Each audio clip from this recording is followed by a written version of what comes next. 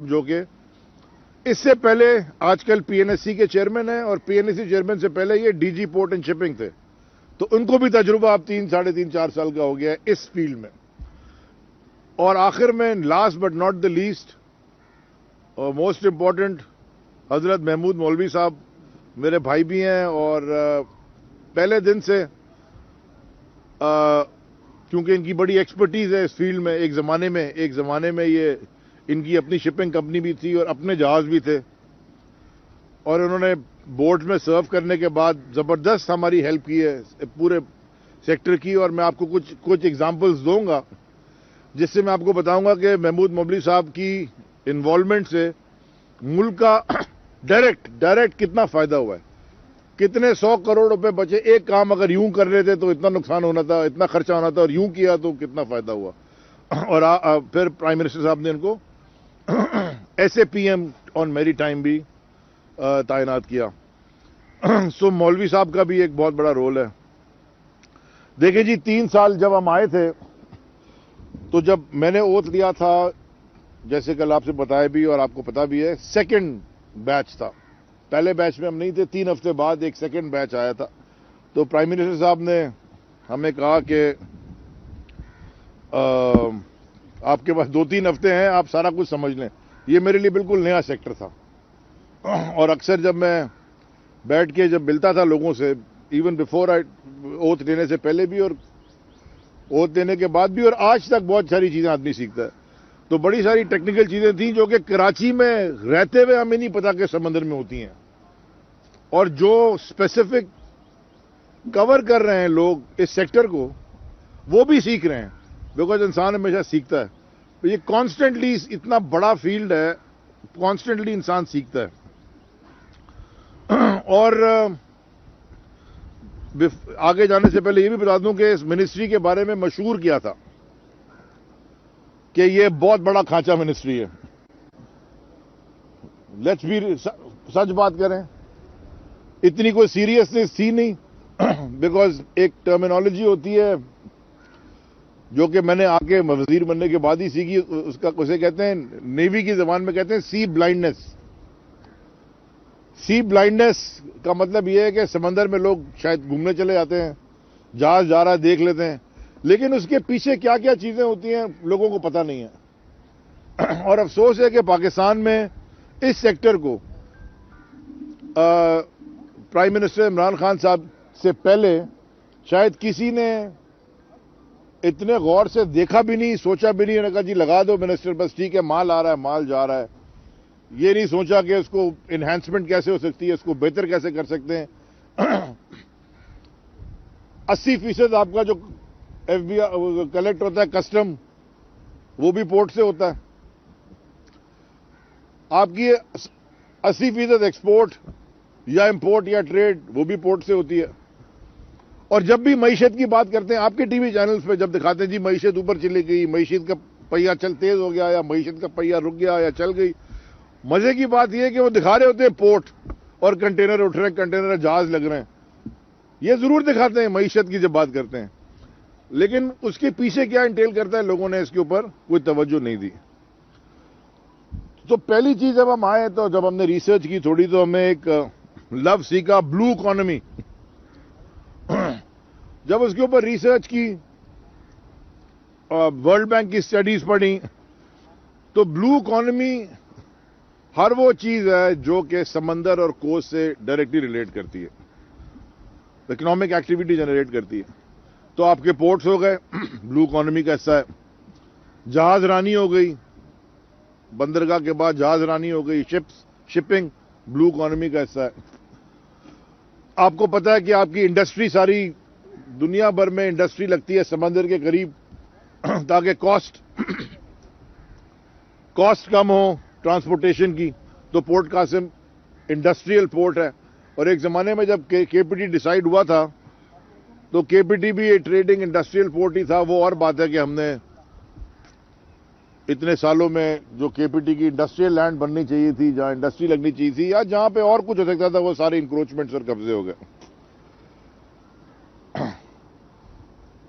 جتنا hydro carbon آتا ہے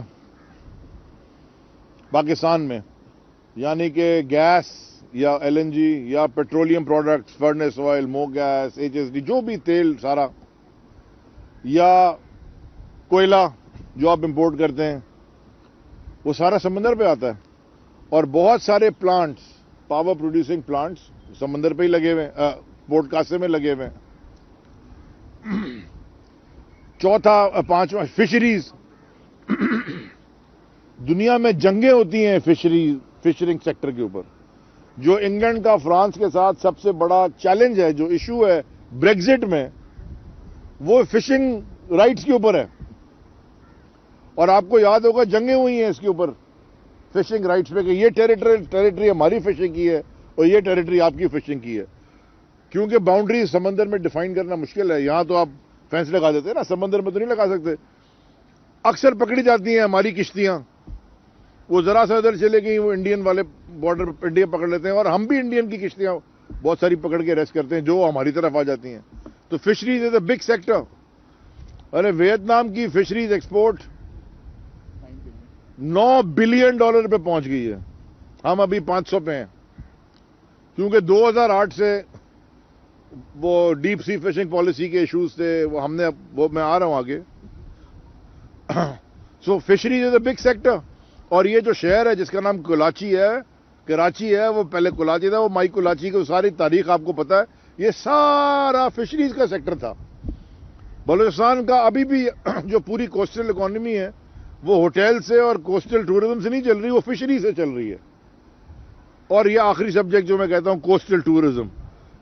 دنیا بھر میں جہاں جہاں آپ باہر گئے، آپ نے دیکھا کہ سمندر پہ جو پراپرٹیز ہیں وہ سب سے زیادہ مہنگی ہیں. بیچ فرنٹ، جب اشتہار آتا ہے نا، بولتے بیچ فرنٹ پراپرٹی، اس کے 50% زیادہ ہیں بولے پیچھے والے گھر سے. ہمارے بیچ فرنٹ پہ ماشاءاللہ ساری انکروچمنٹ کر دی گئی. ہمارا بیچ فرنٹ تباہ ہے. اور آخری کلائمیٹ چینج سے ڈائریکٹلی ریلیٹڈ ہے، بیکاز یہ مینگرووز آپ دیکھ رہے ہیں، یا پولوشن جو سمندر میں ہم کرتے ہیں گندا پانی پھینک کے، یا کچرا سالڈ ویسٹ مینجمنٹ، جسے جب آپ نہیں کر سکتے تو وہ سارا کچرا بہ کے سمندر میں جاتا ہے، تو وہ ڈائریکٹ ٹھنڈا نہیں چاہیے، ڈائریکٹ کلائمیٹ چینج کو وہ افیکٹ کرتا ہے. ابھی بھی آپ نے دیکھا پرائم منسٹر جب کراچی آئے تھے، پھر یہاں سے سیدھا بلوچستان گئے اور ایک میانی ہور میں جا کے وہاں پہ انہوں نے مینگروو پلانٹیشن کی.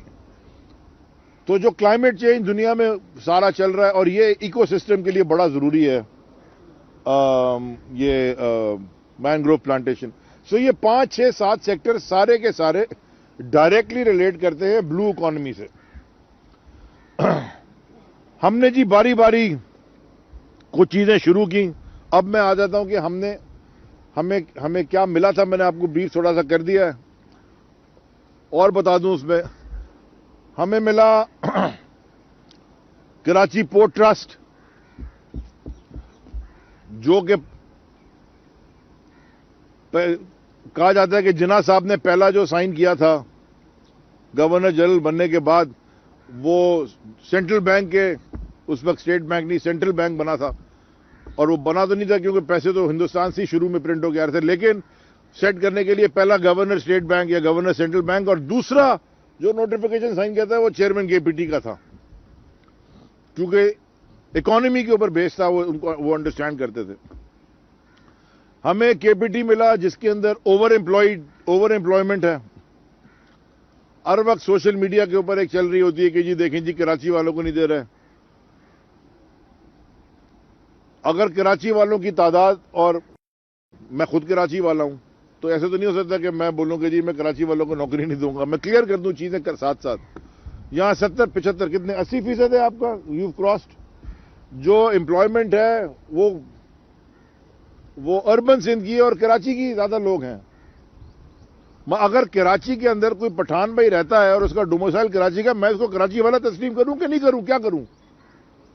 میں کیا بولوں؟ تم کراچی والے نہیں ہو؟ جو 3 جنریشن سے یہاں رہ رہا ہے، دادا باپ بیٹا بھی نوکری کر رہا ہے، وہ کراچی والا ہی ہے.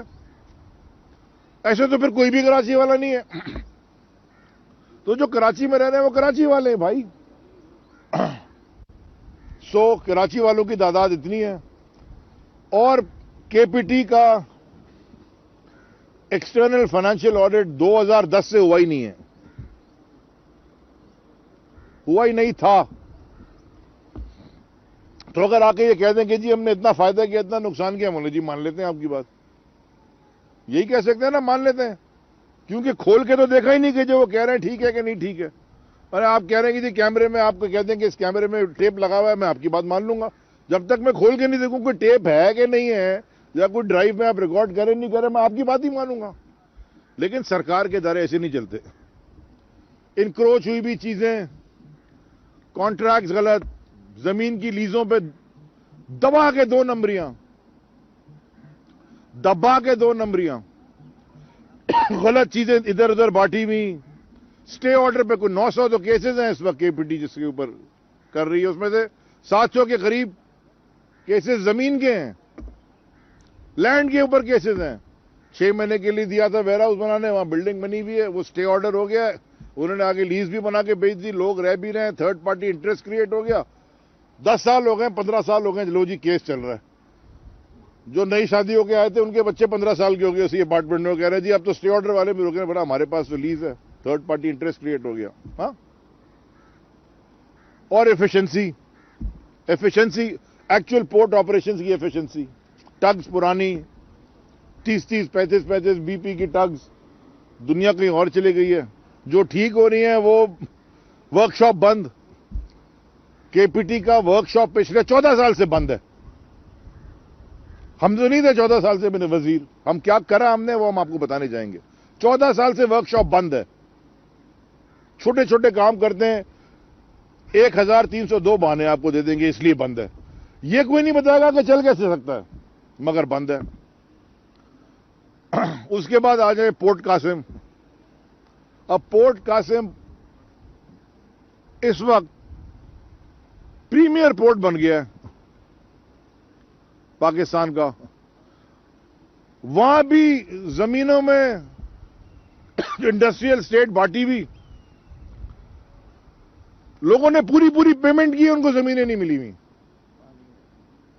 پانی میں زمینیں بیچی ہوئی ہیں. آپ آئے, آپ نے پیمنٹ کر دی, زمین ہو گئی, کاغذ ہو گیا, بولے سر زمین کہاں ہے, بولے وہ تو ابھی ریکلیم کریں گے. وہ 20 سال سے گھوم رہے کاغذ لے کے کہ یار ابھی کیا ہو گیا. لوگوں نے دونوں طرف سے 10% 15% دیا اور سٹے آرڈر لے لیا. اب 200-300 ایکڑ میں بیٹھے ہوئے, انڈسٹریل لینڈ, کوئی ایشو لگا کے سٹے آرڈر لے لیا, بیٹھے ہوئے.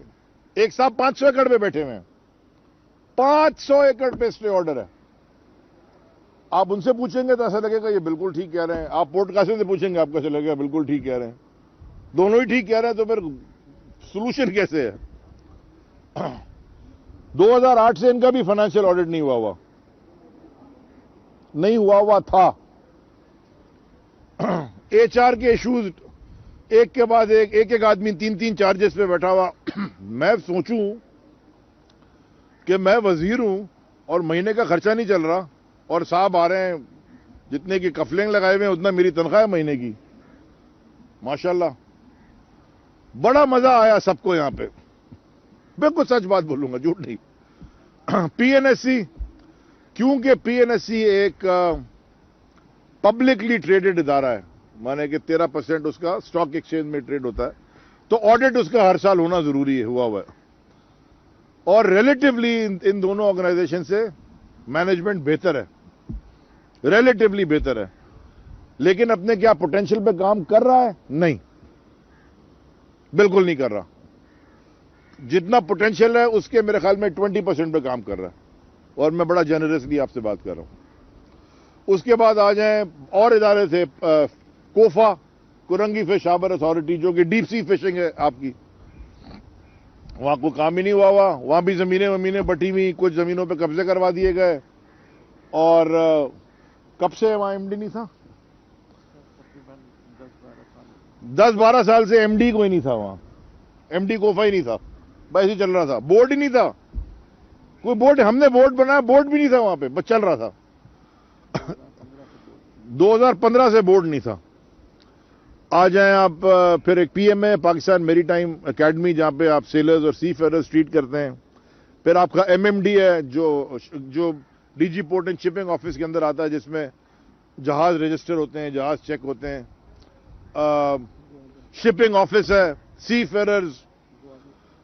तब आप बैठे हुए बेचारे स्वाद से आ रहे हैं और यहाँ धक्के खा रहे हैं कि जी वो कार्ड बना दें हमारा, वो सी फेरर कार्ड ही कोई नहीं बन रहा। सो चैलेंज। फिर आ जाए गवादर का भी चैलेंज था कि वो हमेशा बचपन पैदाइश से पहले मेरे ख्याल में सुन रहे हैं कि गवादर पाकिस्तान में ये कर जाएगा पूरी। वो कब होगा भाई? हमारी पैदाइश तो हो गई 54 ईयर्स हो गए अल्हम्दुलिल्लाह, अल्लाह करे हो ही जाए। वहां के भी कुछ इश्यूज थे और वो मैं आपको बताऊंगा जो हमने सॉल्व किए। तो ये तो थे ना चैलेंजेस, और हमें मिला क्या? एक तो उनके रीजनल इश्यूज हैं और एक उनके एक्चुअल इश्यूज थे। अब हम बताते हैं हमने किया क्या वन बाय वन। सबसे पहले तो ले लें जी, हमने पहले डिसाइड किया कि ये सारी चीजों को, अच्छा माजरत के साथ, और सबसे इंपॉर्टेंट और बड़ा प्रेशर क्या था? अपने साथियों का, साथी MNAs, साथी हमारे पार्टी के, हुकूमत के लोग। प्रेशर क्या है? सर पहले तो नौकरियां बढ़ती थी, आप नौकरियां दे दें, आप नौकरी नहीं दे रहे। ये प्रेशर है? गलत बात ही करूंगा, रोज का प्रेशर है। सर देखें, पहले तो KPT ने ये ब्रिज बना दिया, पहले KPT ने अंडरपास बना दिया जो क्लिफ्टन वाला शॉन सर्कल पे, पहले KPT ने वो कुरंगी वाला फ्लाईओवर बना दिया। आप तो कुछ कर ही नहीं रहे शहर के लिए। ये सब काम एक डिक्टेटरशिप के अंडर हुए थे। ये जो लीजें भी बहुत सारी बांटी गई, जो मैं कुछ का नाम नहीं लेना चाहता, आपको पता है इंटरनेशनल इशू बन जाएगा, वो डिक्टेटरशिप के अंडर हुए थे कि जी हुक्म आया कि ये करें तो करना पड़ गया, क्योंकि नीचे जो बैठे थे वो भी यस सर थे, किसी ने सवाल ही नहीं पूछा। जमीनें बांटी, अब बांट दो। हमने पहली चीज क्या की, ये भी एक चैलेंज था, ये भी एक रोज आता है ना चैलेंज कि नौकरी के आ रहे हैं सर, ये वो नौकरी नहीं बांट रहे आप।